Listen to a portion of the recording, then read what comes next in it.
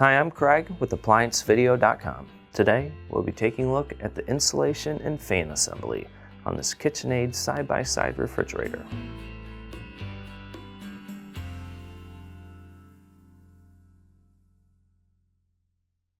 Stop. Before beginning any repair, always be sure to disconnect the power to the appliance.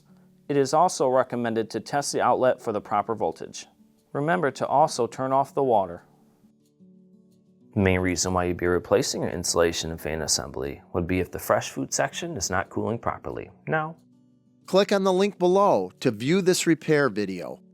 ApplianceVideo.com guides you step by step, giving you the confidence to avoid recalls and callbacks, also saving time on repairs.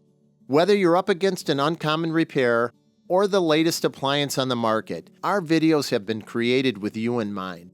Our growing library of videos have been produced using our factory-certified technicians who have extensive infield experience over the past 30 years. ApplianceVideo.com provides high-quality repair videos that anyone can follow, regardless of their skill level. We are here to help. Click on the link below to view this repair video and let us help you do it right the first time.